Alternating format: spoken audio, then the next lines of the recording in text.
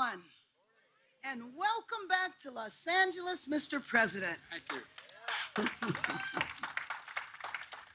For years, we worked to bring resources to this city, to build in Los Angeles, and after years of hearing it's Infrastructure Week, remember that?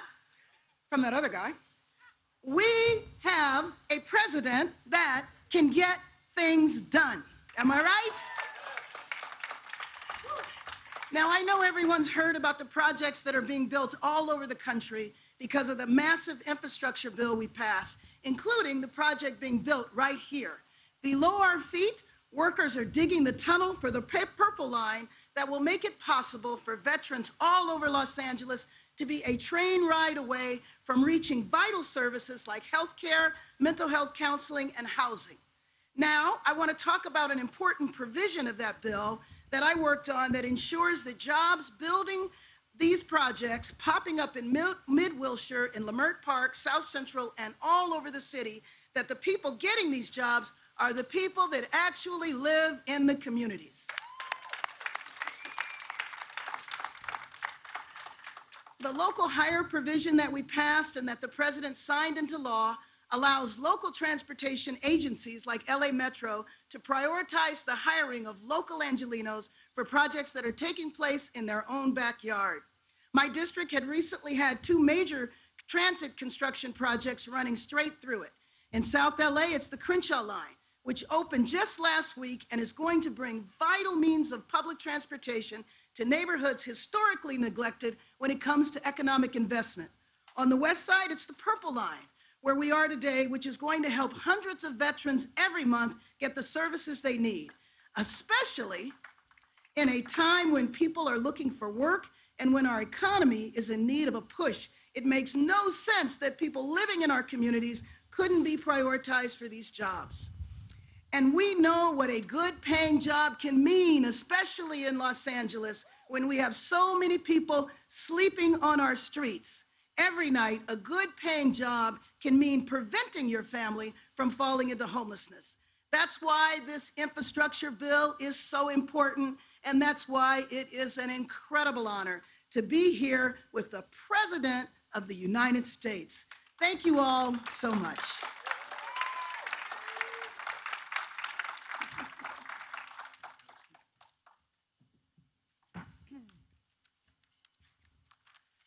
Hi.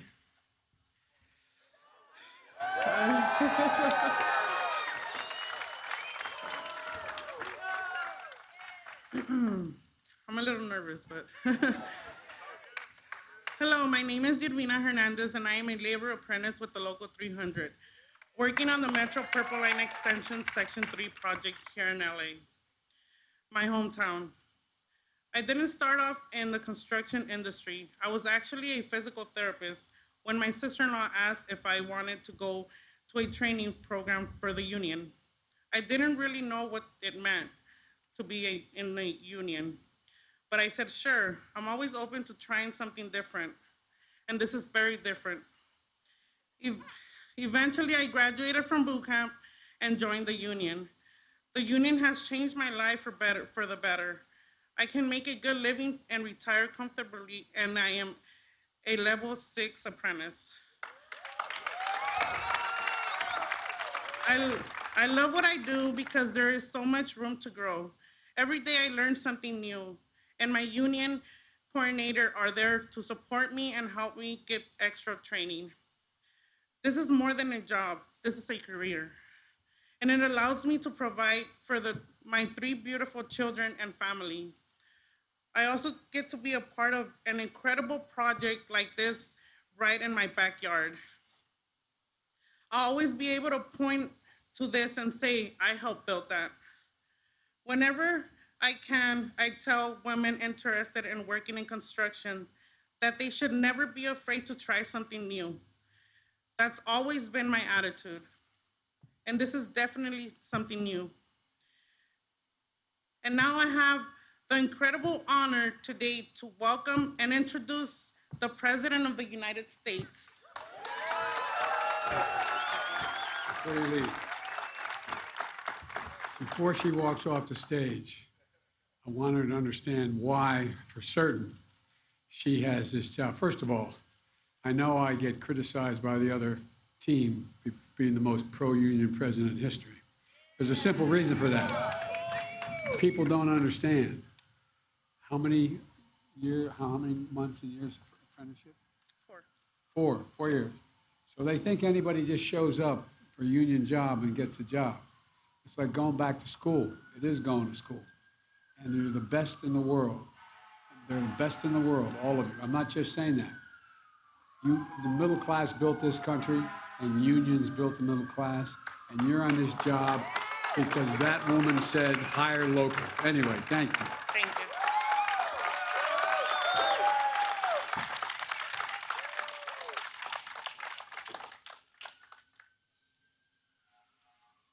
Well, Mr. Mayor and soon to be Miss Mayor.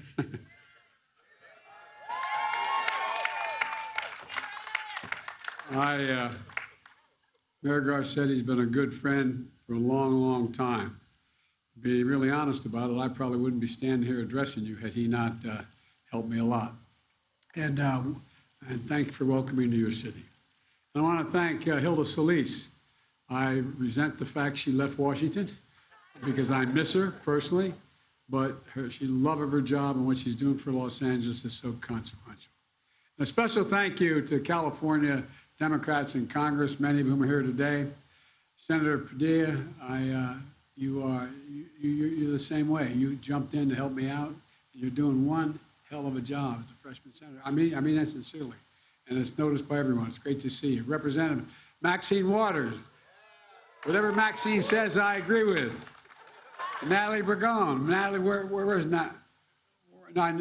Where's Nanette? There you are. Sorry, Nanette. I didn't see you back there. And Ted Lieu and Ned Barragan. Ted, there you are. And Linda Sanchez and Brad Sherman. And I just don't want to leave anybody out. And what's her name again? Karen Bass. Karen, you're the best. You're the best. Look, folks, you know, one of the things about a real leader is the place they're trying to lead matters a lot of how much they love the place they live. She loves this city, and she's always working with the people of her district. And I know this is, you and Ted are about a block, you know, separated by a street, but you're always working to expand opportunity and a better future for all our children and our families, for this city and all around the country. And you never leave anybody behind. The way you vote, you never leave anybody behind. And that's exactly what this project will do that you all are building. It's going to be a better life for everybody. And that's not hyperbole. Before I begin, let me say a few words quickly about today's report on inflation. Americans are squeezed by the cost of living. It's been true for years, and folks don't need a report to tell them they're being squeezed. Fighting this battle every day is the key reason why I ran for President of the United States. The way I think about it is the way my dad used to talk about it. And he'd say, you know, after the end of the month, when you get your paycheck, after the end of the month, do you have enough to pay for everything you owe, all your bills, and would you have a little left for some breathing room, just a little bit of breathing room? And that's my view of what is important and critical. And a lot of people are hurting these days. Today's report shows, though, some progress. Overall, inflation was 2% over the last 3 months. That's down from 11% over the prior 3 months. And that's progress, but a lot of it is a result of getting the cost of living at the gas pump down by more, not even in California now, by more than $1 nationally, and since the start of this summer. There's a big difference for working folks. But the price of gas is still too high, and we need to keep working to bring it down. I'll have more to say about that next week. We also need to make more progress bringing down the prices across the board. That's why I just couldn't disagree more with my Republican friends who say the biggest problem in our economy right now is that working folks are making too much money. No, that's the argument. Workers are making too much money and too many people are working. Too many jobs are being filled. I think that's a bunch, as we already said, a bunch of malarkey. The biggest problem is the world's challenge, global inflation and the pandemic and Putin's unconscionable invasion of Ukraine. Here's the deal. Because of my economic plan, we are better positioned than any other major economy in the world to weather the challenges that come through this as a stronger country. We've created nearly 700,000 manufacturing jobs just in the last 19 months. Businesses are investing here in America at record rates. They see what I see, the resilience of the American people and the potential of building an economy from the bottom up and the middle out.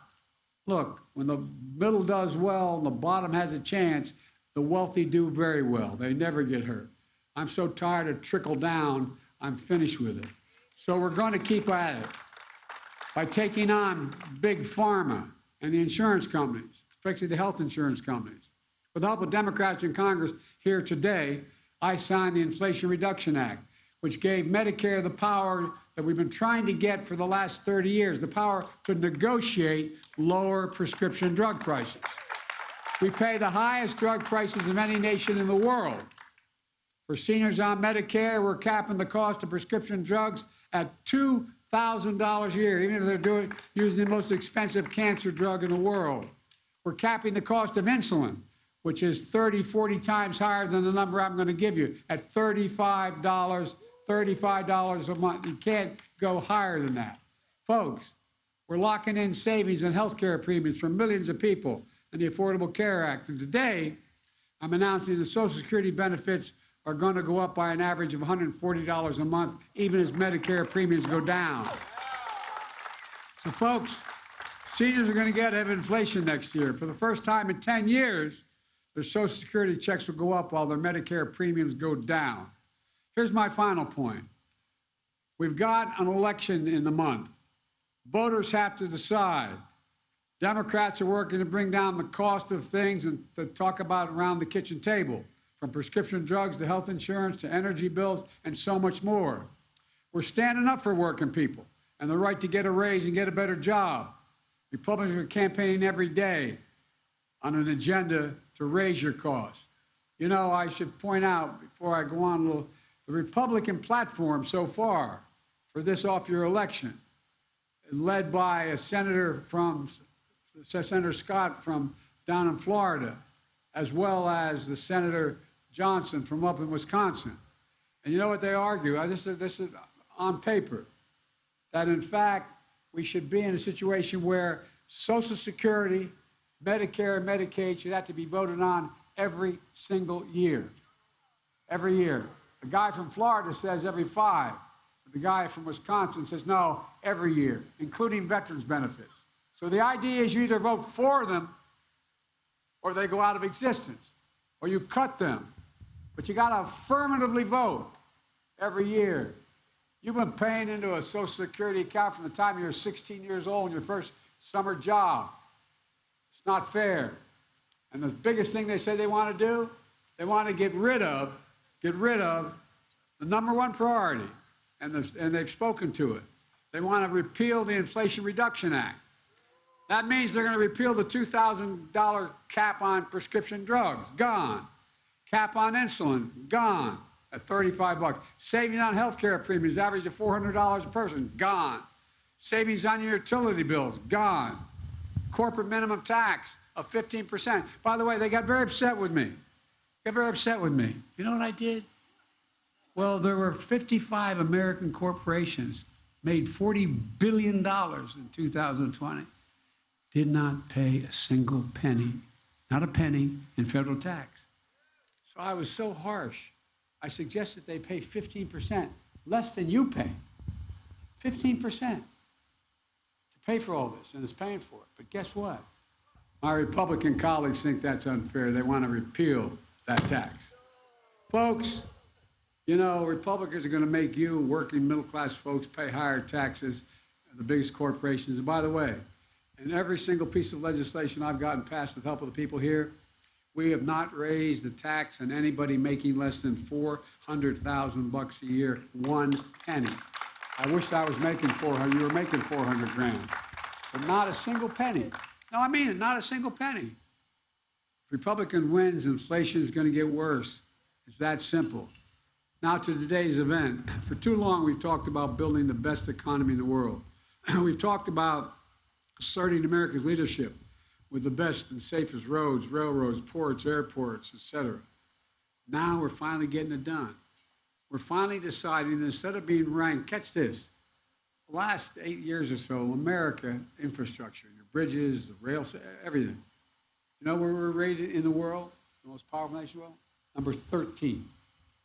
13 in the world, the United States of America. Where do business come to invest?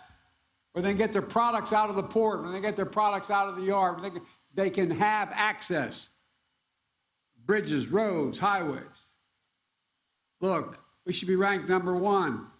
Instead of Infrastructure Week being a punchline under my predecessor, Infrastructure Decade is a headline on my watch for the next 10 years. And last year, with the leadership of your members here in Congress, the ones who are here today, I signed a law, once-in-a-generation investments on our nation's roads, highways, bridges, railroads, ports, airports. The law is going to deliver clean air, safer water systems, eliminating lead pipes, electric grid to deliver clean energy, high-speed internet, electric charging stations all across America, the power to take care of the fleets of new electric vehicles. It's called the Bipartisan Infrastructure Law. And by the way, some Republicans vote for it. About a third of them voted for it and got it passed, and I thank them for that. And it's the most significant investment America has made in our infrastructure, literally, not figuratively, since the interstate highway system built by Dwight D. Eisenhower. And folks, it includes the largest investment in public transit in the history of America. There's no better example of what's happening than right here in Los Angeles. Nearly 10 million people live in LA County. I have to tell you that. More than any county in the United States. And every year, people take more than 22 million rides on your subways, your light rail, and your buses. It's how so many folks get to work, school, and how tourists and locals explore this world-class city. But the transit system needs an upgrade badly. You know that. You need to connect more neighborhoods, ease traffic congestion, air pollution, make it easier for people to get around and where they need to go. That's exactly what you're doing. That's exactly what you're doing. But it's being funded in part through this infrastructure law, through local taxes and infrastructure law. This project, the extension of the Metro's Purple Line, it's going to cover one of LA's busiest areas and job centers, from UCLA, the future home to many sites of the 2028 Olympics, by the way, congratulations. I did not use any undue influence. I just said I like LA. Anyway. You get in trouble. The first Metro rail line opened in 1990 with 17 stations. Since then, more lines have been built to meet the needs of this vast city. Under Mayor Garcetti's leadership, you finally got going on extending the Purple Line. You got a big boost in funding from the infrastructure law to finish the job. The extension of the Purple Line is going to add 7 new stations, build a reliable high-speed connection between downtown and the west side. A trip from Koreatown to the VA campus, which now takes over an hour on a bus, sometimes longer than that, it's going to shrink to 25 minutes on rail. We expect to see nearly 80,000 more riders on Metro every day, thanks to the Purple Line extension. Roughly 27,000 fewer car rides every day. It's going to affect pollution in a significant positive way. 124,000 fewer tons of carbon dioxide pumped into the air above Los Angeles every year. 124,000. That's what it takes out of the air. Nearly 14 million gallons of gasoline saved. And it's easier to commute for 500,000 people who come to work every day in Century City or elsewhere on the west side. Plus, this project is a job creator. More than 100,000 workers, union workers, more than 100,000 workers hard at work on the entire Purple Line extension, all 3 sections. And here's something else. Typically, companies that bid for projects like this one aren't required to hire locals. I mentioned this before, but it's important to mention. When Karen pushed for provision in the infrastructure bill, I didn't even thought about it, to be honest with you, to give agencies like the LA Metro and thank you, by the way, for what you're doing, man. The LA Metro, the power to require contractors to hire local and make sure the projects that transform communities like yours are also create jobs for local people from the communities. Local workers can be the first in line for these jobs, thanks to Karen. I really mean it, Karen. Thank you very much. Look, this is just one project the infrastructure law is making possible in California. For example, we're moving forward with the East San Bernardino Valley Light Rail Project, a project that is close to Senator Padilla's heart, and he has not let me forget about it ever, and I haven't. And they're going to bring fast and convenient public transportation options to one of the busiest travel corridors in America. We're going to help electrify LA's entire bus fleet by 2030. Entire bus electrified. That means every single bus in LA across nearly 200 bus lines will be electric, which will significantly reduce pollution, especially for folks getting on and off diesel buses who have asthma. Folks, diesel exhaust can really affect people's health. That's why we've been helping school districts all across the country, I might add, electrify their school buses to keep kids and avoid childhood asthma. Los Angeles set a goal of zero emissions for the bus fleets by the end of this decade. We're going to help make sure you get that done. And there's more. America invented modern aviation. We've allowed our airports, though, to lag behind our competitors. Not anyone. Not anyone. We're investing in LAX, including renovations to the central terminal, to make it easier to park, to pick up and drop off, to make it to your gate quickly as possible. And I hope eventually to get light rail there too. Then that's what we're doing with our ports. Earlier this year, I visited the Port of Los Angeles to dealing with the whole issue of on-time access to products that we need to make products here in America. We've done a lot of work there to ease backups and delays, bringing together port operators, shipping companies, labor, to move more goods more rapidly. Last Christmas, we were against everyone's expectation. We managed to get nearly 97% of all gifts delivered on time because of those changes, despite the delays caused by the pandemic. And now we're going further. We're building a new 4-lane road to the Port of LA to make it easier for trucks to drive up to the container terminal, load up their goods for transport, and the Port of Long Beach, one of the busiest container ports in the nation. We're going to deepen the channel so ships can move in and out of that harbor faster. And folks, this is going to make our supply chains more efficient, make trade quicker and easier, and reduce air pollution. Then we're going to rebuild bridges and highways all across this state, like we're doing across the country. We're working every single day to make sure California has access to high-speed, affordable internet. I don't ever want to see again where a family has to park in front of a McDonald's to do online schooling because they don't have access. Already, nearly 2 million homes across California are getting low-cost or free internet because of the infrastructure law.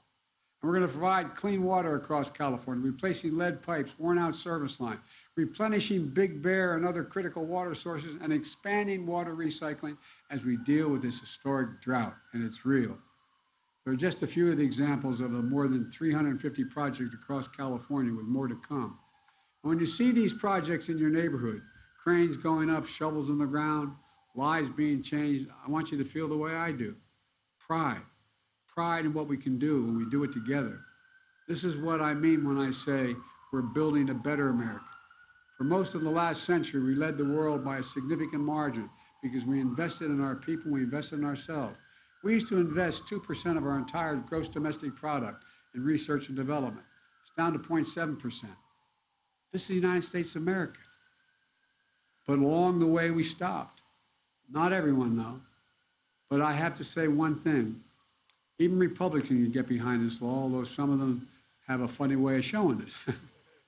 Last week, I saw, you saw it too, an interesting report on CNN.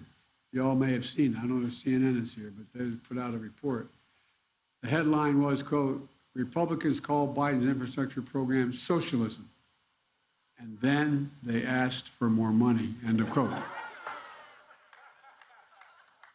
At my church, they bless me, Father, for I have sinned. But look, the report describes Republicans in detail, I'm not going to mention their names, who voted against the infrastructure bill, called me and it socialist, and then attacked it, all Democrats for passing it. Socialism, radical spending, rushed and irresponsible. Well, now they're quietly and privately sending letters to my administration asking for money. They're talking about how important projects are in their districts and for all Americans. Well, guess what? I'm going to give them the money because it's not about them, it's about the people I represent. And Speaker Pelosi says they vote no and then they take the dough. Can't make this stuff up. I got to say, I'm surprised to see there are so many socialists in the Republican caucus. Well, even if they voted against it, I said, I promised during my campaign I'd be president for all of America, every American. Whether you voted for me or not, I'm not leaving anyone behind. And we're building a better America together for everyone, even in districts and congressmen who voted against it. Let me close with this. It's been a rough 4 or 5 years for the country. For a lot of your families, things are still pretty tough. Even though you got good paying jobs and health insurance, it's still pretty tough. But there are bright spots where America is reasserting itself. Like here, where the best workers in the world are hard at work building a better future for all of us. We're providing our best days to be available to us, and they're ahead of us. They're not behind us. We just have to keep it going. And I know we can. I mean it sincerely. I know we can. I've never been more optimistic about America's future, particularly relative to the rest of the world. We're better positioned than any nation in the world. And every other nation that I'm aware of is aware of it. When I meet with the heads of state in Europe and Asia, they know it. We just have to remember who we are. We are the United States of America. And there's nothing beyond our capacity, nothing, when we decide we're going to do it together. God bless you all, and may God protect our troops. Thank you. Thanks.